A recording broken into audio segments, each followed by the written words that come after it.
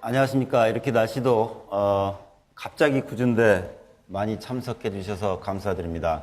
오늘 그 주제 제목이 조금 그렇습니다. 외국 언론이 바라본 한국 경제라고 되어 있는데, 외국 언론이라고 해서 뭐 뚜렷하게 다를 건 없습니다. 다만 국내 언론의 경우에는 이제 독자와 기자가 같은 생각을 하고 있고 같은 배경을 가지고 있기 때문에 상당히 서로 보도하는데 또 분석하는데도 공유하는 점이 많습니다. 다만 외국 언론의 경우에는 그런 점을 배제하고 조금 더 사실과 증거에 입각해서 보도를 해오고 있기 때문에 조금 다를 수 있지 않을까 하는 차원에서 제목을 잡았습니다.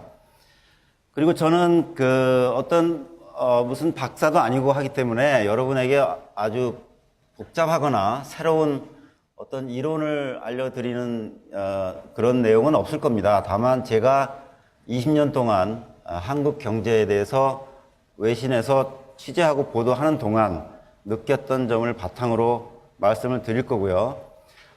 조금 더 많은 시간을 강연보다는 여러분들의 의견을 듣고 질문을 듣고 또 대답하는 과정에서 대화를 나눌 수 있도록 그렇게 노력을 하겠습니다.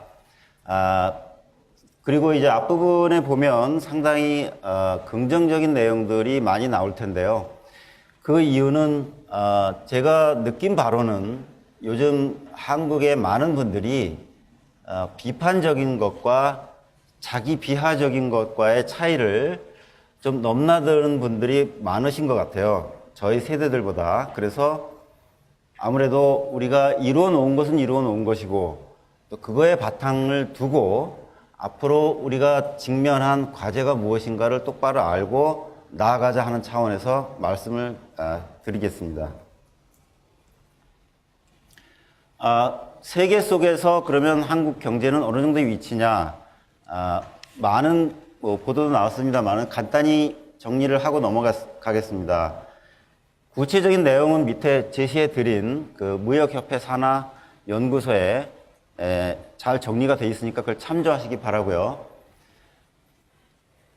상품 수출, 선박 수주, 휴대폰 출하, 자동차 생산 모두 다 아주 상위권에 들어가 있습니다. 한국은 외환보유고 여기는 2011년 현재 8위, 최근 현재는 7위입니다.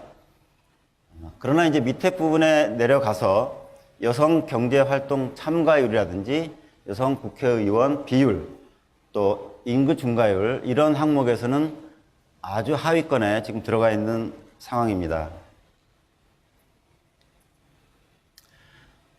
우리가 한국 경제에 대해서 지금 오늘 말씀을 나눌 거기 때문에 서로 같은 공감대를 갖는다는 차원에서 최근의 지표를 간단히 소개를 해드리겠습니다. 참고로 저희 외국 언론 같은 경우에는 전년 동기 대비 지수도 참조를 하지만 바로 전분기 대비 지수 위주로 보도를 하기 때문에 그걸 설명을 드리겠습니다. 여기 나오는 것은 이제 GDP 성장률 소개가 되겠습니다. 간단히 그림만 보셔도 지난 2011년 1분기부터 금년도 이제 2분기까지 볼 때 한국 경제 성장률은 대체로 국제적인 수준에 부합하거나 약간 웃도는 정도의 성장 속도를 보이고 있습니다. 물론 작년 3, 4분기 같은 경우에 보면 이 지점입니다. 거의 0. 몇 % 정도밖에 성장을 하지 못했습니다만은 1분기에는 다시 0.8% 전분기 대비 성장으로 복귀를 했고요. 2분기 속보치에 따르면 1.1% 성장을 했습니다. 1%나 0.8이나 거기다 하실 분이 계시겠지만 한국 경제는 이미 1조 달러가 넘는 규모입니다. 그리고 인구도 5천만이 넘는 상태입니다. 그래서 1조 달러가 넘는 경제권이 1%씩 매 분기 성장한다는 것은 쉬운 일은 아닙니다. 그래서 여기에 도표에서도 이미 입증이 되다시피 OECD 기준이라든지 또는 G7 기준, 유로존은 지금 더 어려우니까 말할 것도 없고요. 웬만한 대상 국가들과 비교했을 때 결코 약한 상황은 아니다라는 말씀을 드리겠습니다. 뒤에 조금 정리를 해서 다시 소개를 드리겠습니다. 또 민간 소비 역시 전분기 대비 증가율 기준입니다. 우리가 민간 소비는 한국 경제에 있어서 50% 조금 넘는 그런 비중을 차지하고 있습니다. 수출 주도형이다라고 얘기할 때는 그럼 수출이 50% 넘느냐 그런 뜻이 아니고요. 수출 산업의 성적에 따라서 그것이 낙수 효과든 뭐든 고용에도 영향을 미치고 다시 소비에도 영향을 미치기 때문에 수출 주도형이다 이렇게 말씀을 드리는 것이고, 실제 연간 GDP 아웃풋에서 보면 민간 소비가 절반을 넘고 있습니다. 그런 의미에서 민간 소비 증가율을 보는 것이고요. 여기에 보면 2011년 말경에는 전분기 대비로 감소하기도 했습니다. 그리고 올해 1분기에도 다시 감소세를 보였습니다만은 그 두 분기를 빼고는 올해 2분기에 다시 성장으로 돌아섰고요. 나머지 기간에도 보면 비교 대상 국가나 국가군보다는 훨씬 높은 성장률을 보이고 있습니다. 수출입니다. 역시 이것도 뭐 전분기 대비로 비교해 보면 2012년 중반에 다소 어려움이 있었습니다만은 올해 들어서는 상당히 다른 나라에 비해서 높은 증가율을 보이고 있습니다. 실업률입니다. 대한민국의 60년 경제 개발 역사상 가장 세계적으로 자랑할 만한 실업률입니다. 모든 대상 국가나 국가군보다 낮은 상황입니다. 3% 초반대로 유지가 되고 있습니다. 유로존 실업률 맨 위에 그림이 되겠습니다. 12% 수준으로 달리고 있습니다. 그 밖에 선진국들 또 OECD 기준 모두 다 우리보다는 많이 높은 그런 상황에 있습니다. 이렇게 얘기하면 이제 몇 분은 그러실 겁니다. 통계 조작, 통계가 안 좋다. 나도 직업이 없고 우리 조카도 직업이 없는데 어떻게 3%냐 이렇게 말씀을 하십니다. 맨 뒤에 소개를 해드리겠는데요. 경제 통계라는 것은 경제 상황을 전수조사를 하는 게 아닙니다. 예를 들면 집집마다 다니면서 뭐 직업이 있느냐 없느냐 그렇게 하는 것이 아니고 어떤 경제 활동을 지표화해서 표현해 주는 것이기 때문에 경제 지표를 가지고 실제 상황과 맞다 많지 않다 논란을 하는 것은 그렇게 실익이 없습니다. 다만 추세를 보고 우리가 느끼고 있는 추세와 얼마나 차이가 나는지, 그러면 내 느낌이 잘못된 건 아닌지, 또 경제 지표가 측정하는 것이 내가 알고 있는 것과는 다른 것인지 그런 쪽으로 조금 더 생각을 하신 다음 논란을 해도 늦지 않을 거라고 생각을 합니다. 실업률이라면 취업 의사가 있는 사람 가운데서 현재 직업이 없는, 그러니까 일주일 이상 일을 하지 않는 사람을 이제 실업률이라고 하기 때문에 한 달 중에 또는 일주일 중에 몇 시간만 일을 했어도 취업자로 분류가 되는 것입니다. 그런 기준으로 해도 유로존 같은 경우는 12%가 나온다는 얘기입니다. 그러니까 우리나라 실업률이 조작이 됐다, 통계가 안 맞다 이런 얘기는 다른 차원에서 해야 맞을 것 같습니다. 또 하나 이제 실업률을 볼 때 많은 분들이 궁금해하는 것이 젊은 사람들을 일자리는 없는데 50대, 60대 나아가서 70대 분들까지 취업이 많이 늘고 있습니다. 지금 전국적으로 보면 매달 취업자 증가가 30만 또는 40만 전년도의 같은 달에 비해서 늘고 있습니다. 어디서 늘어나는 것일까? 이제 세대별로 보면 50대, 60대, 70대에서 많이 늘고 있고요. 젊은 분들 가운데서 취업자는 많이 늘고 있지 않습니다. 슬픈 현실인데요. 사실은 50대 이상 분들은 이미 어느 정도 활동을 하시고 조기 은퇴 또는 제때 은퇴를 하셔서 사회보장이라든지 또는 자녀분들의 부양을 받으면서 소비 활동을 하셔야 되는 세대인데 최근에는 다시 취업 전선에 나섰다. 뭐 그런 얘기가 되겠습니다. 우리나라가 사회보장제도가 국민연금이 도입된 게 80년대 후반인데요. 지금까지도 아직 제대로 선진국 수준에 이르지 못하고 있기 때문에 50대 이상 되신 분들이 사회보장에만 의존해서 생활하기가 힘든 상황입니다. 또 하나 비극적인 점은 우리 선대, 그러니까 지금 뭐 7, 80대 되신 분들은 본인들이 60대쯤 되면 자식들이 취업해서 그 자식들한테 부양을 받으면 어느 정도 해결할 수가 있었고 그런 기대감이 있었습니다. 그런데 이제는 더 이상 그 기대감도 없기 때문에 본인들이 주유소라든지 심지어는 뭐 편의점 이런 일까지 나서서 하시는 겁니다. 따라서 비극적이라고 말씀드리는 이유는 도식적으로 보면 아버지들이 아들들, 딸들 일자리를 뺏어서 지금 일을 하고 있는 그런 상황이 전개되고 있습니다. 물론 과도기적인 현상이라고 믿고 있고 그렇게 믿고 싶습니다. 따라서 지금 그 50대, 60대, 70대 되신 분들은 경험은 온갖 경험이 다 있으십니다. 산업화 시대에 열심히 일했던 경험, 전문직에 있으셨던 경험, 이런 경험을 가지고 보수에 관계없이 일을 하겠다, 열심히 하겠다 이렇게 나서시는 분들이고 젊으신 분들은 그분들보다는 훨씬 더 경험도 많고 기대 수준도 높고 요구사항도 많기 때문에 조금 더 어려운 상황이 있지 않은가 이렇게 생각을 하고 있습니다. 다음에 이제 물가 상승률이 되겠습니다. 물가 상승률 역시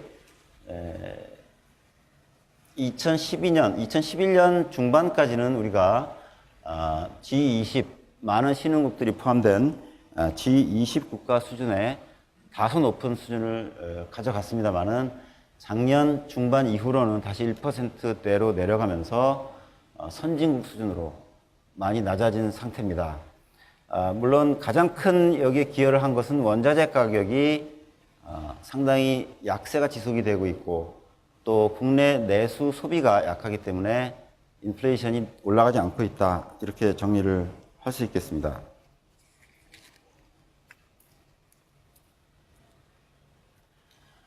자, 이것은 이제 우리가 산업화를 시작했다고 하는 60년대 초반부터 지금까지의 우리가 국제적으로 통용되는 주요 지표를 비교한 것입니다.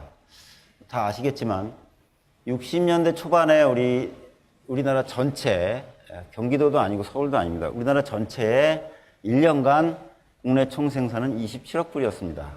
27억 불. 지금 우리나라 하루 수출액이 얼마인지 혹시 아십니까?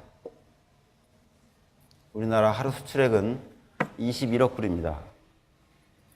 지금 우리나라 하루 수출액이 21억 불이고요. 63년도에 우리나라 전체 1년 365일 전 국민이 애써서 생산해낸 액수가 27억 불이었습니다.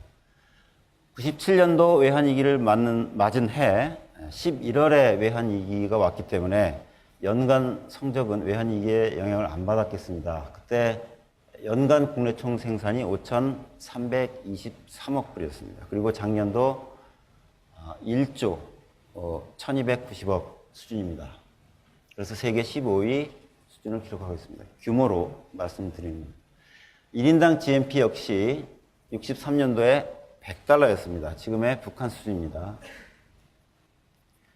1년간 365일 국민 1인당 벌어들이는 소득이 물론 이제 인플레이션을 감안 안 할 때 지금 돈으로 해서 10만 원 남짓이 되는 상황이었습니다. 97년까지 몇 배입니까?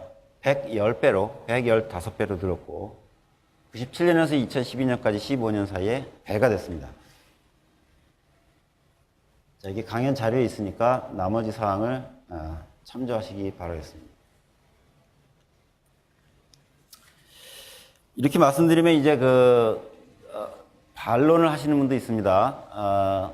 매일 나오는 심지어는 뭐 국영방송 큰 매체까지도 경제가 어렵다. 곧 망할 것 같이 이렇게 다 얘기를 하는데 어떻게 오늘 강연에서는 그런 내용이 하나도 없느냐. 다 좋다고 하느냐. 이렇게 하실 분도 있으신데요.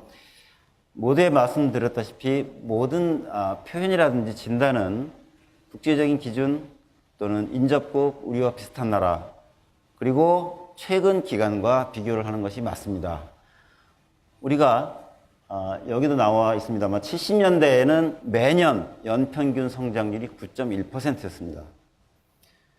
그 기준으로 본다면 최근에 2% 남짓 3% 초반 이런 성장 물론 마음에 안 들죠.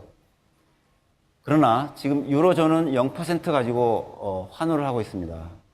또 미국 성장률 3%대, 일본도 2%대, 또 작년에 우리 성장률이 2.0%였습니다. 이런 것과 비교를 하는 것이 저는 더 정당하다고 생각을 합니다. 과거와 비교하고 우리 기대 수준과 비교하고 또 이상적인 것과 비교해서 불황이다, 침체다 계속 얘기하는 것은 조금 맞지 않다 이렇게 생각을 하는 것입니다.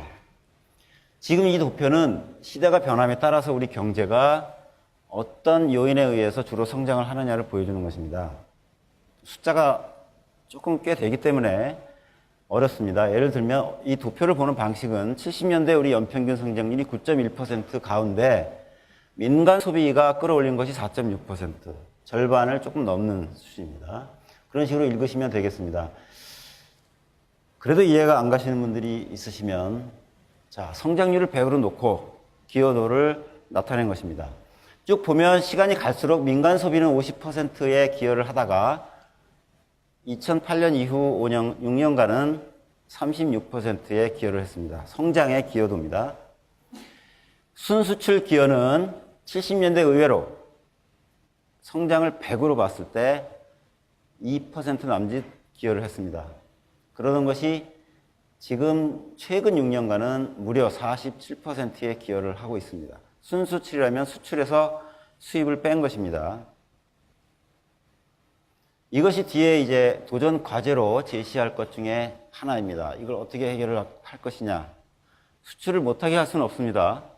아무도 못하게 할 수는 없고 내수를 키워야 되겠다 하는 얘기가 자연스럽게 나올 수 있는 대목입니다. 정부 소비가 기여도가 높아지고 있습니다. 뭐 복지 지출이 늘고 하기 때문에 하는 현상이기도 하겠고 이것도 짚어볼 문제입니다. 설비 투자, 성장에 대한 기여가 절반으로 떨어졌습니다. 기업들이 국내에 투자를 덜 한다는 얘기죠. 안 하진 않겠습니다만.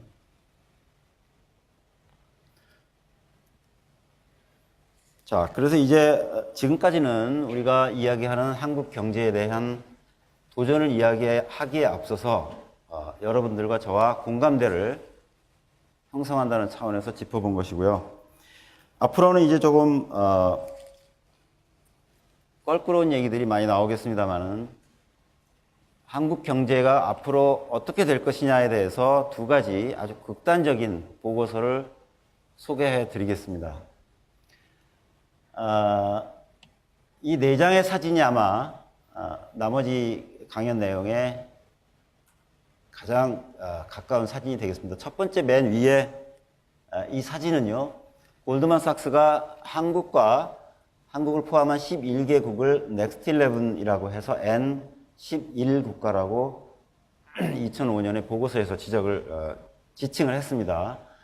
브릭스라는 것은 아시죠, 여러분? 브라질, 러시아, 인도, 차이나 이렇게 해서 브릭스 국가를 이어서 세계 경제에 가장 주도적인 역할을 할 차세대 11개국으로 지목을 했습니다.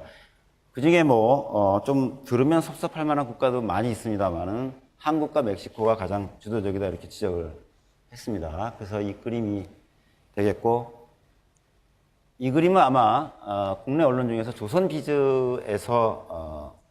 그림은 그렸는데 좀 적당한 것 같아서 인용을 했습니다. 한국 경제가 지금 상대적으로 좋고 성장도 유지하고 있습니다만은 여러 가지 문제점이 부각되고 있는데 한국 사람들만 자신들만 모른 채 따뜻해지는 그 냄비 물 속에 있다 그런 표현을 했기 때문에 저런 도식을 국내 언론에서 그렸습니다. 밑에 두 개는 박 선생님과 김 선생님이니까 다 아실 거고요. 외국에서 코리아 하면 가장 쉬운 사진입니다. 코리아. 남한은 뭐고 북한은 뭐냐? 이 두 사진만 보여드리면 아마 대부분이 알 수 있겠습니다. 골드만삭스가 무슨 얘기를 한 거냐? 넥스트 11 중에서 한국과 멕시코가 주도적으로 역할을 할 것인데요. 한국의 경우 1인당 연간 소득이 2025년 가면 일본, 미국을 바짝 쫓아서 5만 불 수준에 이르겠다 이렇게 분석을 한 것입니다. 믿거나 말거나인데요. 현재 우리 1인당 국민소득은 2만 2천 불을 조금 넘습니다. 그리고 나아가서 2050년이 되면 얼마 안 남았습니다. 2050년이 되면 한국의 1인당 연간 국민소득이 8만 1,000불 정도, 8만 1,000불에 가서 미국에 이어서 세계 2위가 된다는 분석을 해놓은 것입니다. 여기에서 제외되는 국가는 소국들입니다. 북유럽의 인구가 너무 적어서 1인당 소득이 과대 계산이 되는 국가들, 아시아에도 있죠. 브루나이 전국이 40만 명입니다.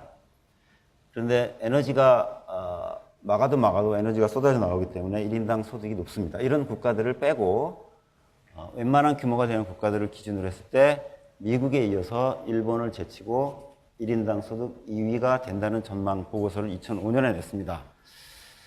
조금 좋아할 수도 있고 의아해할 수도 있습니다만 이 보고서가 나오게 된 첫 번째 분석 배경은 한국의 이 사람들이 말할 때는 이제 Growth Environment Score라고 자기들이 계산을 했습니다. 뭐가 들어가냐면 인플레이션 수준, 재정 적자 수준, 해외 차입, 투자, 대외 개방, 전화 보급, PC 보급 이런 지수들을 자기들이 합산을 해서 성장 가능 지표를 계산했더니 한국이 11개국 중에 지금 밑에 나온 것들이 N11입니다. 11개국 중에 단연 앞서더라 하는 분석을 한 것입니다.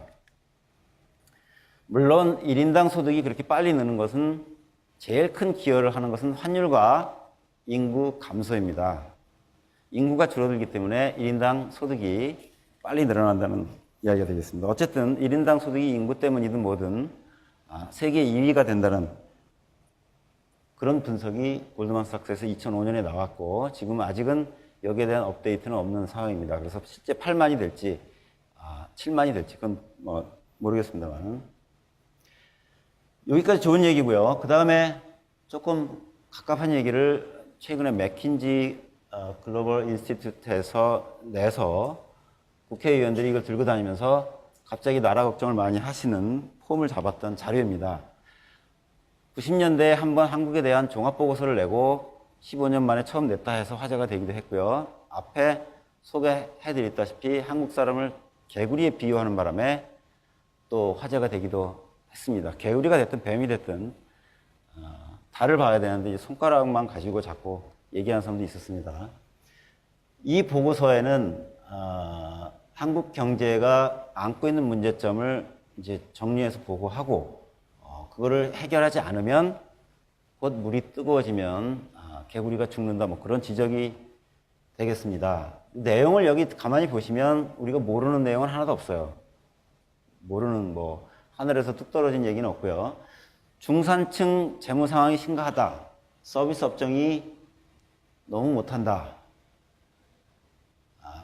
맞벌이 가구 비율이 낮다. 이런 것들입니다. 여기에서 찝어서 제가 조금 더 디테일하게 말씀드릴 내용은 가계부채 문제입니다. 어제 그렇지 않아도 이 자료를 만들고 난 다음입니다만 어제 발표된 가계신용 동향에는 우리가 이제 가계신용 총액이 980조다 이렇게 발표가 돼서 국내 언론은 제목이 99%가 똑같습니다. 천조 시대 이렇게 나옵니다. 가계 빚이 1,000조. 1,000조는 큰 의미가 없습니다. 한국 경제가 1,000조를 돌파할 때 누가 1,000조의 의미를 얘기했나요? 아무도 얘기 안 했습니다. 그것보다는 가계당 소득에 대한 비율이 더 중요할 텐데요. 지금 이 한국은행 자료에 보면 2012년 가구당 가처분 소득, 그러니까 총소득에서 자기가 뜯기는 돈, 세금이랄지 사회보장비라든지 이런 자기 소비 활동과 관련 없이 나가는 돈을 빼고 남는 돈이 가처분 소득입니다.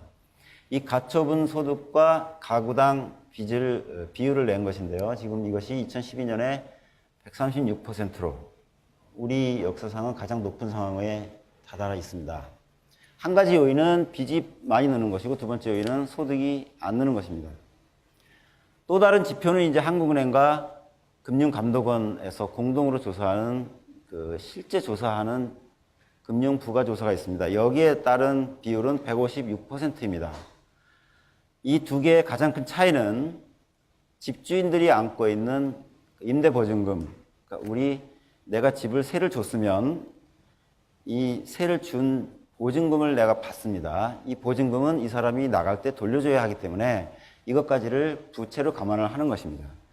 가계신용에는 그 부분이 빠져 있습니다. 그래서 비율이 156%가 나오는데요. 그 전수조사에는 다행히 2011년보다 부채 비율이 다소 낮아지고는 있습니다. 어쨌든 이것이 제가 생각하는 가장 큰 지금 해결 과제가 아닐까 생각을 합니다.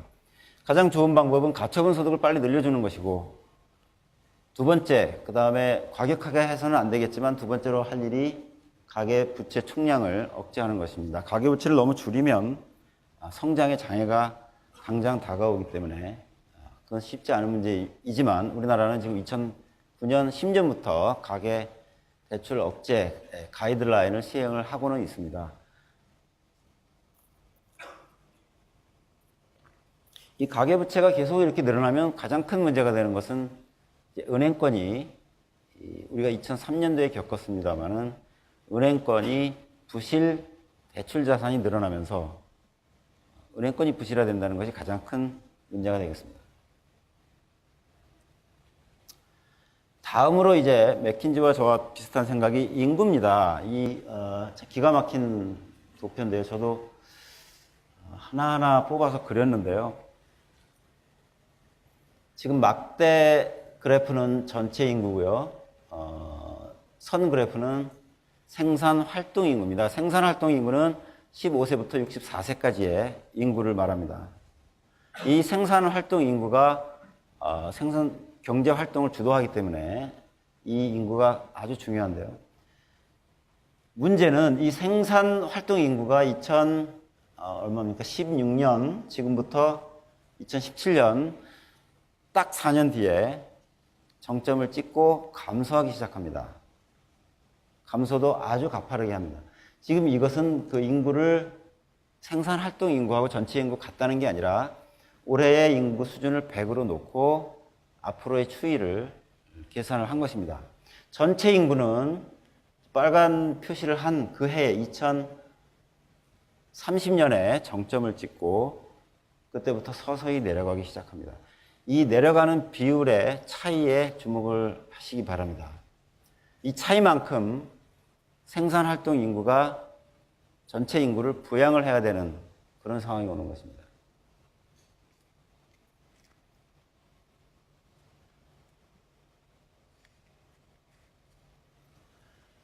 지금 생산활동 인구가 왜 중요하느냐 말씀을 드렸습니다만 실증적으로 데이터를 보니까 이 파란 선은 맞죠? 제가 세계학이라서 파란 선은 명목 GDP 증가율을 나타내는 것이고 또 하나는 생산활동 인구 증가율을 나타내는 것입니다. 거의 방향이 일치를 하고 있습니다. 정확히 일치를 하고 있는 모습을 볼 수 있습니다. 그러니까 2017년부터 우리가 생산활동 인구가 줄기 시작하면 경제 성장이 어떻게 된다 하는 것을 조금 예상을 할 수가 있습니다. 아까 부양에 대한 말씀을 드렸습니다. 경제 성장률이 낮아지는 것, 선진국이 되니까 어쩔 수 없다 하시더라도 더 심각한 것은 이겁니다. 부양비라고 하는 것인데요. 15세에서 64세 인구가 나머지 인구 0세부터 14세, 66세부터 150세 이분들을 부양해야 되는 비율을 말합니다. 세금이 됐든 사회보장비가 됐든 실제 집에서 용돈을 드리는 것이 됐든 어떤 의미든 부양해야 되는 의무가 어떤 비율이냐를 보는 것입니다. 지금 색깔이 이 가파르게 올라갔다가 높은 수준이 유지되는 것이 한국 상황이 되겠는데요. 현재는 이 도표를 보시는 방법은 현재 이쪽에 이 40%라는 뜻은 100명당 4명을 부양하면 됩니다. 100명의 생산활동 인구가 4명의 나머지 인구를 부양하면 됩니다. 정확히는 37% 수준의 현재 부양비를 보이고 있습니다. 나쁘지 않습니다. 그러나 성장률은 세계 1위입니다. 증가율은 그렇게 해서 2060년경에 다다르면 110% 정도 부양비가 달성이 됩니다. 한 명이 1.1명, 10명이 11명을 부양해야 됩니다. 나 혼자 먹고 또 11명을 부양해야 됩니다. 그러니까 그 당시 되면 여러분들이 아마 2060년경이 되면 왕성한 활동을 할 시기인데 이런 상황이 지금 추계대로라면 오게 된다 하는 그 전망입니다. 반면에 지금 전체적으로 보면 전 세계는 지금 50% 초반에서 60% 중반, 65% 정도로 100명당 65명으로 부양비가 소폭 올라가는데 한국이 드디어 일본을 앞지르고 부양비 세계 1위를 기록하게 될 것으로 지금 예상을 하고 있습니다. 이것이 물론 매년 또 5년마다 업데이트가 되기 때문에 추이를 잘 보시고 여러분들 이제 출산 계획이 있으시면 열심히 애국하시는 방법도 이 추세를 바꾸는 데는 큰 도움이 되겠습니다. 지금 상황은 이렇습니다. 또 한 가지 아까 도표 중에서 설비 투자가 잘 안 되고 있다라는 말씀을 드렸습니다. 그 이유 중에 하나는 이제 산업 공동화라는 것입니다. 산업 공동화. 뜻은 공동화하면 비어가는 거죠. 우리나라가 비어간다 하는 뜻입니다. 이 그래프는 막대는 연간 그 해에 해외 투자자가 국내에 투자한 직접 투자, 그리고 한국 기업들이 해외에 투자한 직접 투자 액수를 적은 것이고, 선 그래프는 누적 금액입니다. 누적 금액. 2008년도에 외국인 국내 투자가 갑자기 줄어드는 것은 두 가지입니다. 이것이 주식의 가치라든지 뭐 이런 것들을 반영하기 때문에 2008년도에 주가 폭락하고 해외 투자자들이 한국에 투자한 가치가 떨어졌기 때문에 줄어드는 것이 좀 있고, 실제로 투자했다가 철수한 기업도 있고 하기 때문에 그 해에는 갑자기 줄었습니다. 어쨌든 2008년을 기점으로 이제는 한국인들이 해외에 투자한 직접 투자 액수가 외국인들이 한국에 투자한 액수를 앞지르고, 최근에는 그 추세가 더욱 그 차이가 벌어지고 있습니다.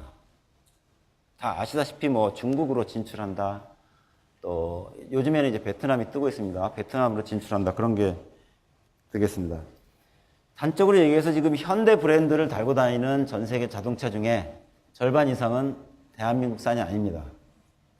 삼성전자 휴대폰 이미 70% 정도 해외 생산으로 집계가 되고 있습니다. 회사는 확인을 안 해주고 있습니다만은, 그러니까 삼성산이냐 한국산이냐 이제는 더 이상 같은 얘기가 아닙니다. 자, 그래서 이제 정부에서는 뭐 유턴 장려, 다시 돌아오라, 뭐 그런 전략도 쓰고 있습니다만은, 궁극적인 해결책은 해외 투자가를 많이 유치하면 되겠죠. 그것이 제조업이 됐든 서비스업이 됐든 유치하는 것이 더 빠른 방법이 될 걸로 생각을 합니다. 이렇게 산업 공동화가 진행되는 이유는 뭐 다른 나라도 그랬으니까, 선진국이 되니까 뭐 등등 있으면 가장 큰 것은 역시 비용이 되겠습니다. 국내에서 영업을 하는, 생산 활동을 하는 데 들어가는 비용이 올라가면 기업들은 당연히 여기보다 나가고 싶어 하겠죠. 이것이 실증적인 자료입니다. 노동보상비라고 합니다. 임금에다가 다른 것들을 다 포함하는 것입니다. 다른 것이 뭐 얼마 되겠느냐? 얼마 됩니다. 뒤에 조금 재밌는 자료가 있긴 합니다만, 총 노동 비용을 노동 투입 단위당 비용, 시간이 되겠습니다. 시간당 비용을 2000년을 100으로 놓고 모든 나라를 100으로 놓고 비교를 해보았더니, 한국의 경우는 2011년까지 10년간 정확히 2배, 200이 됐습니다. 배로 늘었습니다. 반면에 OECD 평균으로 보면 이 11년 기간 중에 약 40%, 전체적으로 40% 늘어났고, 또 낮은 나라들 많죠. 독일, 그 다음 일본은 디플레이션 상태니까 그렇고요. 미국은 정확히 OECD 전체 평균과 똑같이 가고 있습니다. 의도적인지 아닌지 모르겠습니다. OECD 평균보다 높은 나라 멕시코, 영국이 있는데 우리보다는 상대가 되지 않습니다. 어쨌든 노동 비용이 지금 빨리 늘고 있는 것이 산업 공동화의 가장 큰 요인이 되고 있습니다. 물론 다른 요인은 시장에 가까이 간다. 그렇죠. 한국 시장은 5천만 국민이고 이미 포화 상태가 되어 있습니다. 그러니까 시장이 더 이상 늘지 않는다. 맞습니다. 그 다음에 원자재 확보. 맞습니다. 철광석 같은 경우에는 우리나라에 별로 나질 않으니까 원자재 나는 지역 가까이에다 공장을 세우겠다. 그것도 맞습니다. 그러나 가장 큰 제조업들이 빠져나가는 이유는 역시 비용이 되겠습니다. 또 하나는 비용이 자꾸 늘어나다 보니까 생기는 문제가 우리나라가 노동 생산성이 안 좋다 하는 얘기입니다. 노동 생산성. 투입된 노동 단위당 산출된 부가가치를 말합니다. 생산액이 아니라 부가가치를 말합니다. 자, 별로 기분 좋은 지금 내용은 아닙니다. 한국, 멕시코 다음으로 전 세계 주요국 중에서 역시 주요국입니다. 가장 연간 일을 많이 합니다. 지금 여기에는 평균 근로시간이 한국은 이 막대 그래프가 되겠습니다. 2200시간 정도, 연간 2200시간 정도 1인당 근로를 하고 있습니다. 더 높은 나라는 이제 멕시코만 있고요. 나머지 OECD는 평균 1700~1800시간 정도 평균이 나오고 있습니다. 미국도 1700 정도. 그런데 실제 이 1시간당 예를 들면 1인당 평균 1시간당 근로해서 생산해내는 GDP 액수는 이제 선 그래프입니다. 우리가 오른쪽 미국 달러 기준으로 30달러 남짓합니다.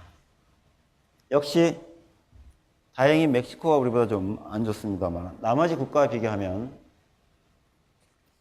좋지 않습니다. 이것이 노동 생산성이죠. 일하는 시간과 실제 창출하는 부가가치. 한국 사람 근면하고 똑똑하고 빠르고 눈치 좋고 맞습니다. 반면에 생산성 낮은 것도 맞습니다. 인정을 해야 됩니다.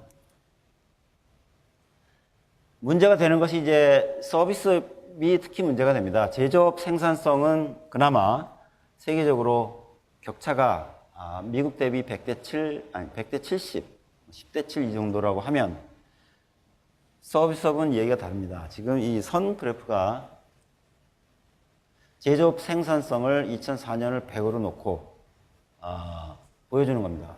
제조업 생산성 괜찮습니다.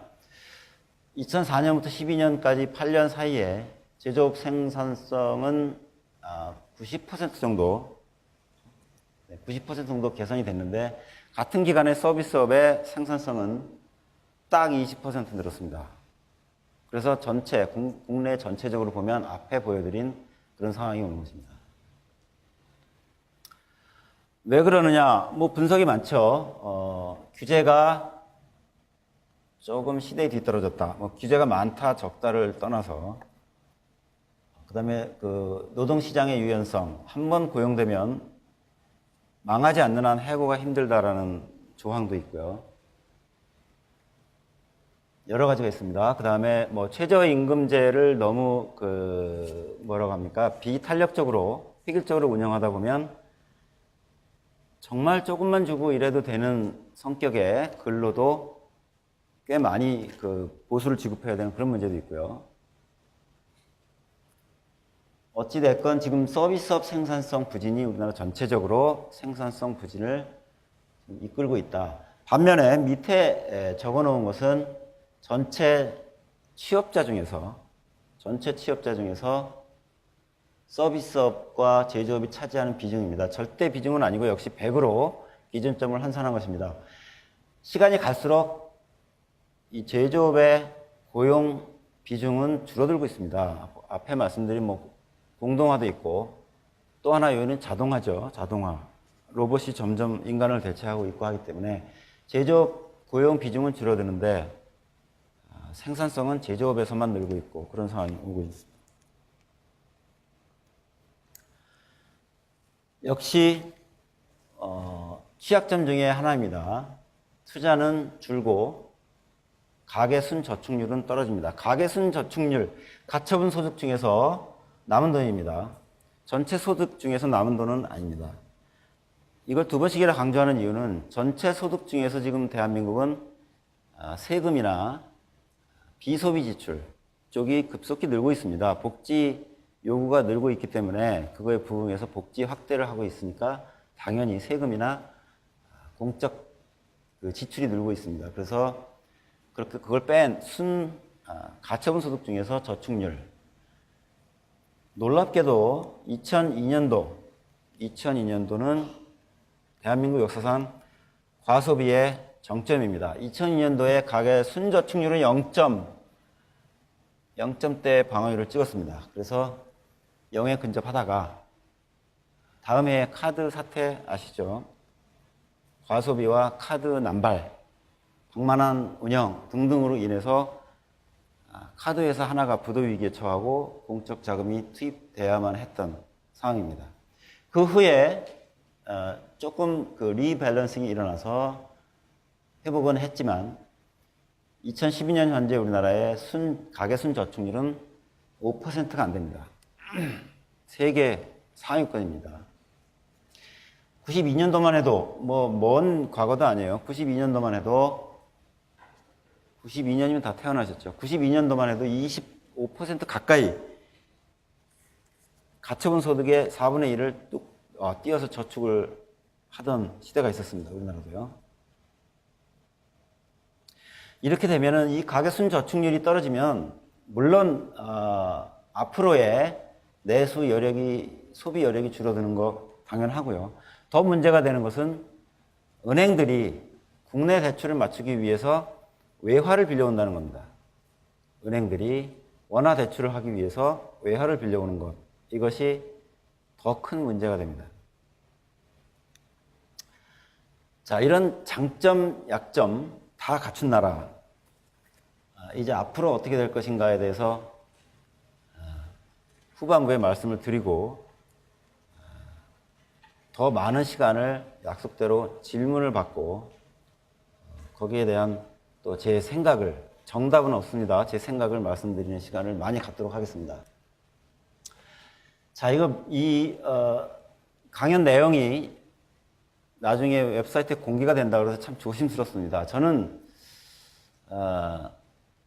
농부의 아들, 그것도 농사밖에 모르는 분의 아들로 태어나서 이런 얘기 하기 참 쑥스럽습니다. 우리나라에 여러분과 제가 생각해야 될 문제, 농자 천하지 대본이 과연 만능인가 하는 것입니다. 농자 천하지 대본, 농사 짓는 사람이 만사의 근원이다 하는 뜻이죠. 뜻은. 그 다음에 신토불이 우리 것이 좋은 것이다. 좋습니다. 자, 이거 여러분들 제가 자세히 설명은 안 드리겠는데 농업과 농사와 농민과 농자는 다 다릅니다. 구분해서 생각을 하시고 경제를 얘기할 땐 제발 농업을 이야기를 합시다.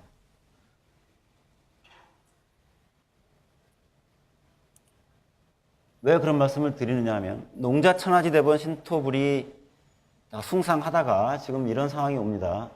한국의 경우 쌀 생산비가 일본을 제외하고는 미국의 4배, 중국의 6배, 태국의 10배가 되고 있습니다. 소비자들이 우리 농민 아버지, 농민 할아버지 숭상하다가 지금 이런 쌀뿐만은 아닙니다. 다른 농산물도 상대적으로 국산이 상당히 높은 지금 생산비를 지불을 하고 소비자들이 그렇게 지불을 하고 있는 것입니다. 또 예산에서도 그렇습니다. 우리 농민분들이 상당히 입김이 셉니다. 국회에서의 인구 비례, 국회의원들이 인구 비례인 줄 아시지만 그렇지 않습니다. 예를 들면 강원도 같은 경우에는 군 하나의 면적이 서울보다 큰 데도 있습니다. 군 하나의 면적이 인구 8만입니다. 8만. 서울에서 8만당 국회의원이 몇 명이 나올까요? 안 나옵니다.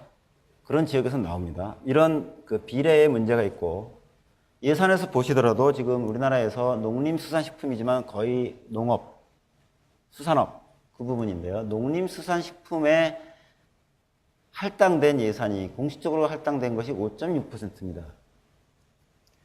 R&D 예산 4.9%입니다. 이 밑에 것은 다 농림보다 낮은 비중입니다. 김영삼 대통령 시절에 우리가 드디어 농산물 시장 개념이 나왔습니다. 농산물은 시장이 있다. 농업도 산업이다. 그런 개념이 도입이 된 이후에 농민들의 반발이 거셌습니다. 그래서 정부에서는 농업 선진화 계획이라든지 농업 지원 방안을 수립해서 매년 많은 재정, 비재정 지원을 하고 있는데, 제 개인적으로는 농촌에 지금 가서 상황을 보면 그때나 지금이나 생산성이라든지 산업으로서의 농업은 크게 만족스럽게 나아지지 않은 것 같습니다. 그래서 이런 도표를 보여드렸습니다. 우리가 국방비가 10%입니다. 우리나라 예산에. 농업 예산이 6%에 가까이 가고 있습니다. 매년 이렇습니다.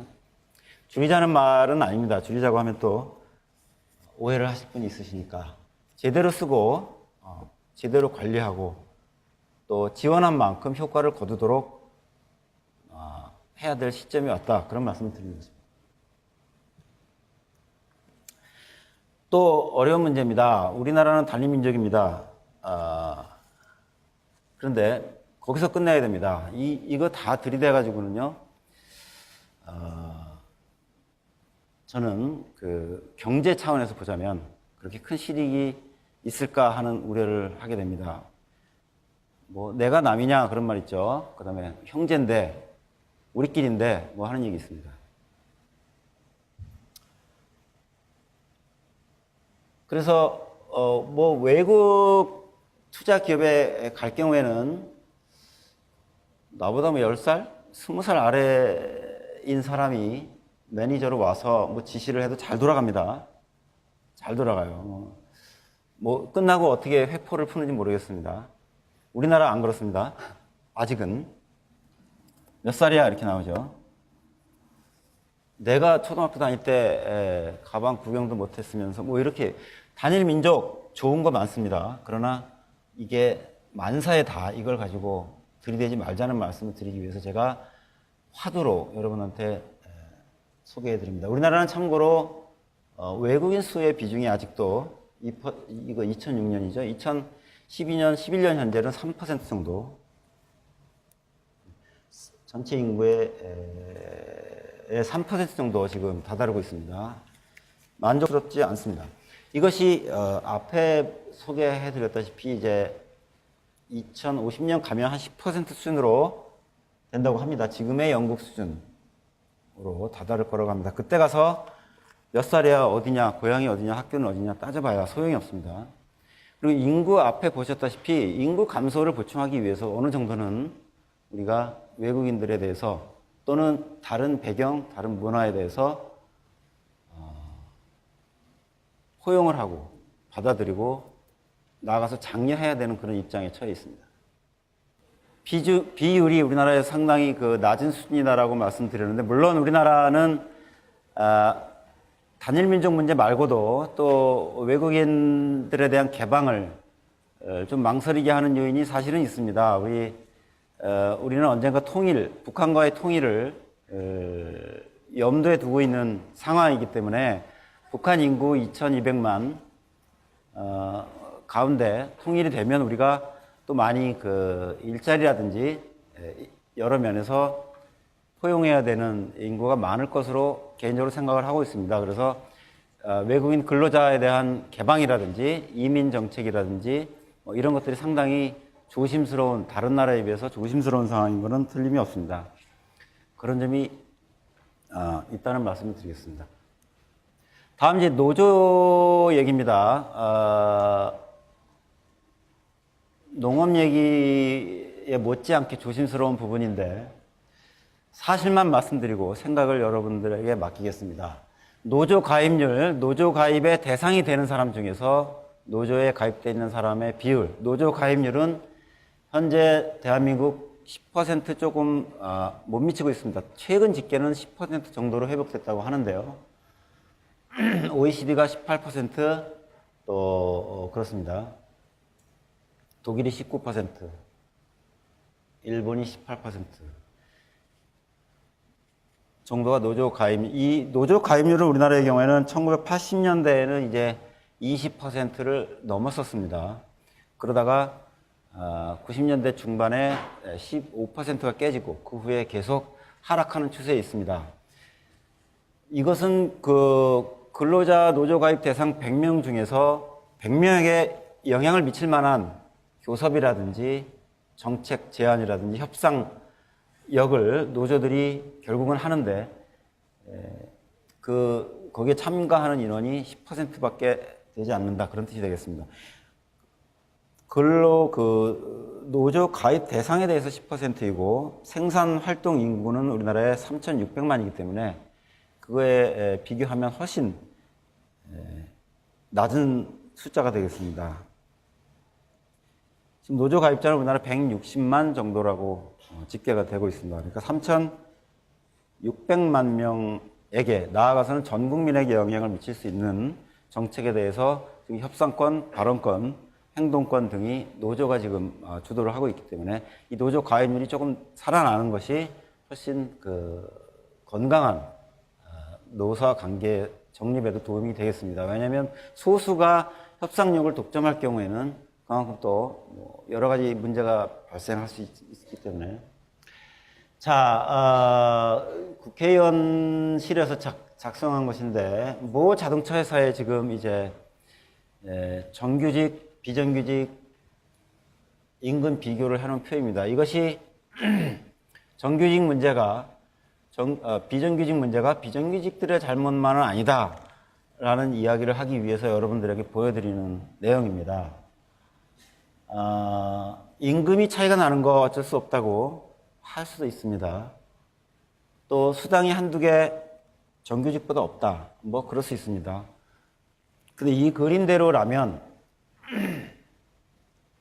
한두 개 차이 나는 게 아닙니다. 엄청 차이가 납니다.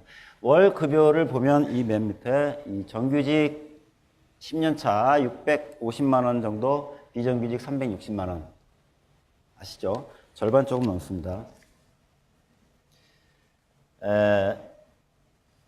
문제는 이런 상황에서 비정규직 문제를, 협상을 주로 누가 합니까? 노조가 합니다. 좀 이건 저는 아이러니라고 생각을 하고, 비정규직들의 발언권이라든지 또는 협상력 이런 것들을 조금 더 국회나 다른 차원에서 보장을 해줘야 되지 않을까 생각을 하고, 또 하나는 그러면 정규직, 비정규직의 문제를 해결하는데 노조에서는 비정규직을 다 정규직화해라 하는 거 아닙니까? 가능할 것 같지 않고, 제 생각에는 그보다 훨씬 타당한 해결책으로는 정규직과 비정규직 사이에 임금 이외의 차별을 서서히 없애나가는 것. 그래서 시간당 임금이 나는 비정규직이니까 적다, 그 정도는 수용할 수 있을 걸로 저도 생각을 합니다. 다만 여기 나왔듯이 자녀 학자금, 유아교육비 등등 했습니다. 이런 것들까지 주고 안 주고 차이가 계속 확대될 경우에는 비정규직 문제가 자칫 금전적인 문제, 그걸 떠나서 사회적으로 갈등 요소가 계속 될 것으로 이렇게 생각을 합니다. 그래서 비정규직을 다 정규직으로 바꿔주는 방식이 아니라 비정규직의 비임금 부문 지원을 서서히 줄여나가는 것이 하나의 방법이 될 거라고 생각을 합니다. 요즘 이 자동차 회사 노조는 또 학자금 지원을 하다 보니까 대학 떨어진 자녀는 어떻게 하느냐, 또 이렇게 얘기가 나왔습니다. 대학교 들어가면 지원이 나옵니다. 근데 공부를 뭐 못했건 안 했건 대학 안 간 자녀는 어떻게 하느냐, 1,000만 원씩 달라고 지금 요구하고 있습니다. 올해 임단협에서요. 그 회사네요. 그래서 90년대, 80년대부터 보면 파업으로 인한 이 그래프는 여러분들이 영어가 더 익숙하실 것 같아서 매년 파업으로 인한 생산 차질입니다. 생산 차질. 그 회사가 생산을 그 해 못했다는 뜻이 아닙니다. 파업 기간 중에 생산을 못한 생산 차질액입니다. 당연히 다 밑에죠. 올해도 지금 이제 파업 쪽으로 가고 있는 상황입니다. 지금 여기 보면 2008년 금융위기 이후에 몇 년 파업을 이례적으로 안 했습니다. 이것이 또 하나의 문제는 이렇습니다. 이렇게 파업을 하고 나서 노조는 보통 좋은 조건으로 협상을 이제 결론을 냅니다. 당연히. 그 다음, 이 차질액이 생긴 만큼 특근을 합니다. 특별 근무를 합니다. 이걸 보상하기 위해서. 그러면 수당이 나오겠죠. 그런 상황이 지금 최소한 30년간 되풀이되고 있는 상황입니다. 그 중에 얼마만큼이 이제 비정규직에게 혜택이 돌아가는지 그런, 모르겠습니다만은. 이런 상황이 되고 있는 가운데 정규직에서 이제 비정규직을 다 정규직으로 만들어라라고 협상을 하고 있는 상황이다. 또 하나 우리 사회에 지금 저개인적으로는 심각하게 느끼는 것이 이 부분입니다. 한국은행 분들은 공무원이 아닙니다. 그러니까 편안하게 들으셔도 되고 공무원이라는 직업에 대한 인기가 너무 높아져 가고 있는 것이 저는 문제라고 지적을 하는 것입니다. 나라 일을 하니까 뭐 인기가 높아지고 고학력자가 많이 가시고 능력이 있는 분이 많이 가시는 건 좋습니다. 다만 공무원 일자리 중에서 단순직도 있을 것이고 또 단순 업무 처리 자리도 있습니다. 이런 데까지 이제 공무원이라는 직업의 인기가 높아짐에 따라서 지나친 자격을 가지신 분들이 너무 많이 가는 것이 사회적 자원 배분에 저는 문제가 있다 이렇게 보는 것입니다. 그래서 이제 고졸을 뽑으라고 그랬더니 자기 대학 나온 거를 위장해서 또 가기도 하고 그렇게 한다고 합니다. 또 하나는 공무원 직업에 대한 인기가 높아지는 또 하나의 문제점은 공무원분들이 하시는 일은 전체 국민을 상대하거나 전체 국민에 영향을 미치는 일인데 이렇게 고학력자들이 많이 가시면 요즘에는 뭐라 그럴까요? 부유하다고 할까요? 이렇게 자기 배경이 부유하신 분들이 공부도 잘하시는 분들이 많기 때문에 공무원들과 일반 국민들의 평균 수준이 뭐 경제적이 됐든 학력이 됐든 생각 방식이 됐든 수준 차이가 점점 벌어지고 있어서 개인적으로는 그것이 조금 걱정이 됩니다. 공무원 분들이 생각하시는 국민들보다 국민 수준은 많이 낮은 것 같고요. 수준이라는 거는 뭐 학력이나 그런 게 아니고 생활 방식도 있을 수 있고요. 그래서 이 공무원 열풍이 저는 어떤 식으로든 뭐 공무원에 대한 혜택을 줄일까요? 어떤 식이 됐든 좀 과분하다 이렇게 생각을 합니다.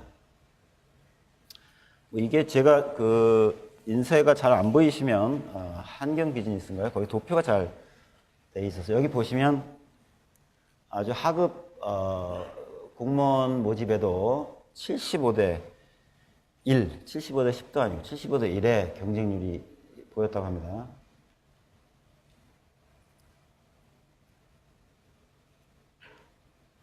자, 재벌 얘기입니다. 쉬운 얘기 하나도 없네요. 재벌은 우리 경제의 산업화를 앞장서서 담당했습니다. 그런데 재벌이 강점일까 약점일까 얘기하면 이제 강점은 앞에 말씀드린 약점 집중도에 문제가 있습니다. 지금 여기에 공기업을 빼고 서열 5위까지 재벌을 나열을 했습니다. 이 5개 재벌의 연간 1년에 매출액이 여기 삼성그룹이 300조입니다. 300조. 현대차 그룹이 170조. 이렇게 갑니다. 5대 그룹을 합하면 암산 되시죠? 800조입니다. 800조. 연간 매출이 800조입니다. 우리나라 예산이 얼마입니까? 정부 예산이 300조입니다. 정부 1년 예산이 300조. 우리나라 GDP 아시죠? 1200조. 그러니까 GDP의 80% 가까이, 70% 가까이가 5대 재벌만 해도 그렇습니다. 경제력 집중이 문제가 되는 겁니다. 그다음에 이 색깔은 이제 자산 규모고 이 선 그래프는 연간 당기 순이익. 당기 순이익 세금까지 내고 남은 돈입니다. 그렇게 되고 있다. 삼성그룹의 경우에 그룹의 당기 순이익이 30조입니다. 왜 약점이라는 말을 뒤에 붙였느냐. 경제력 집중이 돼서 이제 뭐 우리나라 같은 경우에는 이렇게 얘기합니다. 재벌기업, 재벌협력기업 이렇게 있습니다. 우리나라 기업은. 중견기업이 상당히 드뭅니다. 중견기업이. 신용평가회사에서 한국의 산업을 얘기할 때는 항상 그 얘기를 합니다. 대만에는 중견기업이 80%인데 한국은 거의 없다 이렇게 얘기를 합니다. 재벌기업, 그다음에 재벌기업의 계열이거나 재벌기업 때문에 살아가는 기업들이 거의 대부분인 상황입니다.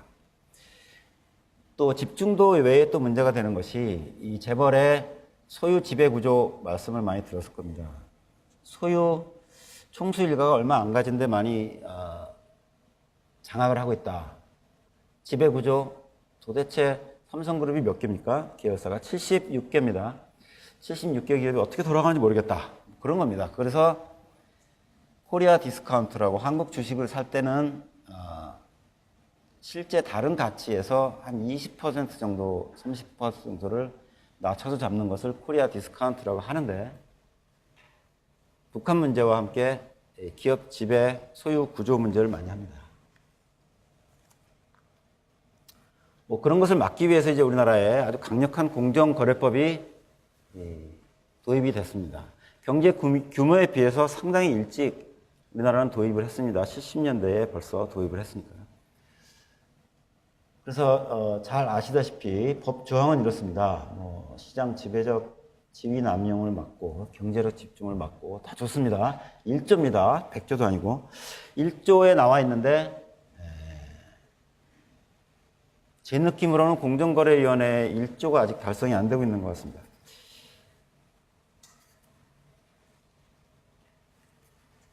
왜 안 되고 있을까요? 지금 보시는 여기 보시는 그림은 재벌 상위 재벌 중에서 가장 소유 관계가 정리가 잘 돼 있다고 하는 재벌 중에 하나입니다.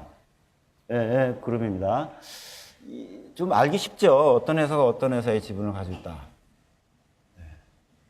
그런 상황입니다. 물론 이제 총수의 지분은 여전히 많지는 않습니다. 주식회사 LG의 4.6%, LG상사의 1.7%를 회장님이 가지고 계시고 그런 상황입니다. 좋습니다. 제 느낌으로는요. 삼성그룹입니다.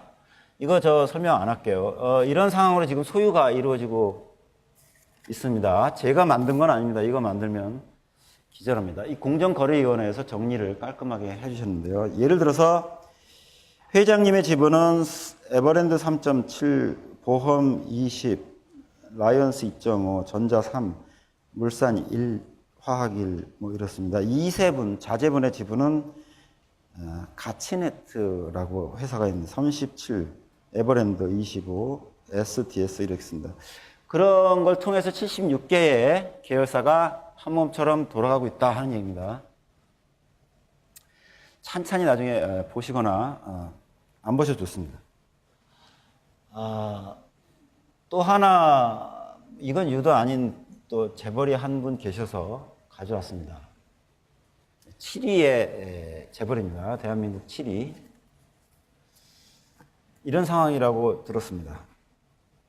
이런 것들이 코리아 디스카운트라고 외국인 투자자들이 많이 지적을 하는 나쁘다 좋다 얘기가 아닙니다. 모르겠다는 얘기입니다. 어떻게 돌아가는지. 왜, 예를 들면 왜 여기 있는 어떤 회사가 왜 이분의 한마디에 죽고 사는지 잘 모르겠다는 겁니다. 그러니까 그런 의미에서 코리아 디스카운트의 한 요인이 되고 있고 공정거래법이나 국회가 여러 가지 노력을 통해서 이걸 해소하겠다고 하는데 아직은 해소가 되지 않고 있습니다.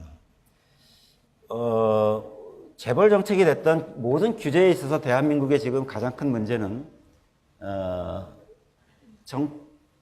국회가 제 기능을 못하는 것이 가장 큰 문제라고 저는 개인적으로 생각을 하고 그러다 보니까 애매한 거 또 서로 갈등을 조정할 책임이 자신이 없기 때문에 액터에 집중을 합니다. 행위자에 집중을 합니다.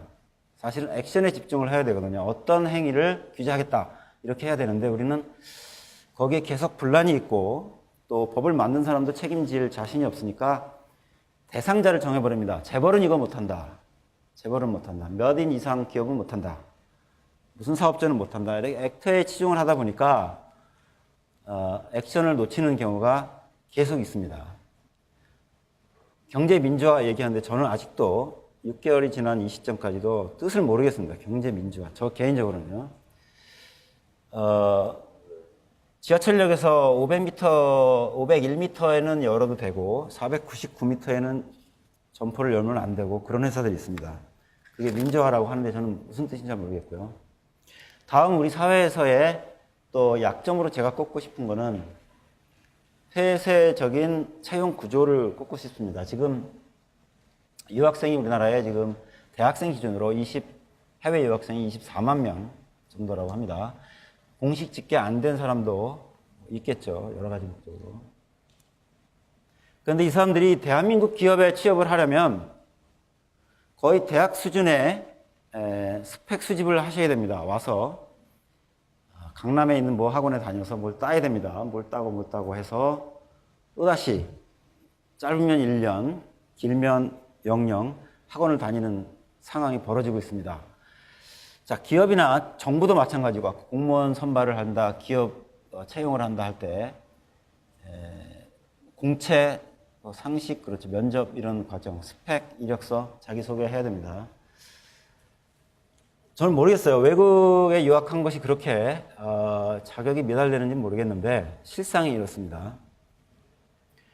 우려스러운 거는 혹시 국내에서 사시고 국내에서 재벌에 들어가신 분들이 모종의 기득권 느낌 때문에 그러신 건 아닌지 걱정은 됩니다. 다만 이 모집 과정에 있어서 재량적으로 모집을 하고 싶어도 사회 분위기가 또 용납을 안 하죠. 우리 애가 떨어졌는데 부당하다며 소송을 이제 걸죠. 소송 걸고 뭐 과도하면 헌법재판소까지 가겠다. 그러니까 갈등이 많으니까 이제 뽑는 쪽에서도 쉬운 방법으로 시험을 다시 치르게 하는 겁니다.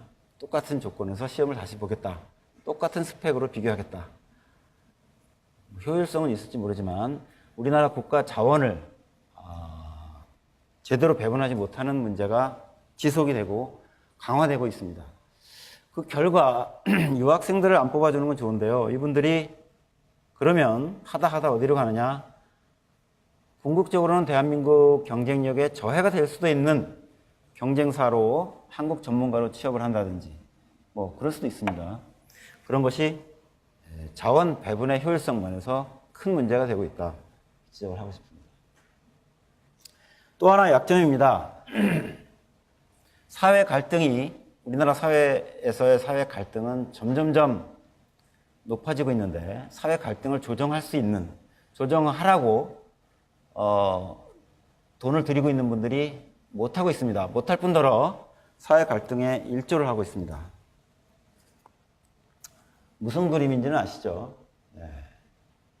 왼쪽에 있는 분들이 자기 목소리를 안 들어주니까 오른쪽으로 나가는 겁니다. 그렇게만 말씀드리겠습니다. 네. 이 그래프는 이 자료에 없습니다. 수요일 날 삼성경제연구소에서 세미나 자료로 제출한 것을 제가 빌려왔습니다. 그래서 자료 없고요. 삼성경제연구소가 자체적으로 마련한 기준에 따라서 각 사회의 사회 갈등 지수를 계산했는데 2005년에 대한민국이 3위로 아쉽게 처져 있다가 드디어 2010년에 2위로 올라갔다는 결과를 수요일 날 발표를 했습니다. 좋지 않습니다. 이게 다 경제력이 낭비되고 자원이 낭비되고 낭비될 뿐만 아니라 그 자원이 엉뚱한 데로 흘러가기 때문에 가장 큰 문제가 됩니다. 그림이 잘 안 보이는데요. 이것은요, 평양의 모습입니다. 다음으로 우리나라의 장래에 있어서 큰 불확실성이 되고 있는, 리스크는 아니고 불확실성입니다. 불확실성이 되고 있는 북한입니다. 이 사진은 새벽에 외신 기자, 사진 기자가 창밖을 내다보니까 다 이제 에너지란이 있는 건 다 아시죠? 다 깜깜한데 한 군데의 불이 환할 뿐더러 꺼지지 않고 새벽까지 있더라 해서 찍고 보니까 김일성 위원장의 사진 초상합니다. 북한의 실상입니다. 이 북한이 대한민국 미래에 있어서, 한반도 미래에 있어서 리스크도 아니고 불확실성입니다. 리스크는 측정이나 대비가 가능한 것을 리스크라고 하죠. 불확실성입니다. 붕괴될까? 평화적으로 통일이 될까? 언제 될까? 어떤 식으로 될까? 그렇죠? 저는 거기에 더 중요한 리스크, 불확실성 요인은 통일 얘기가 나오고서부터 수십 년이 걸릴 텐데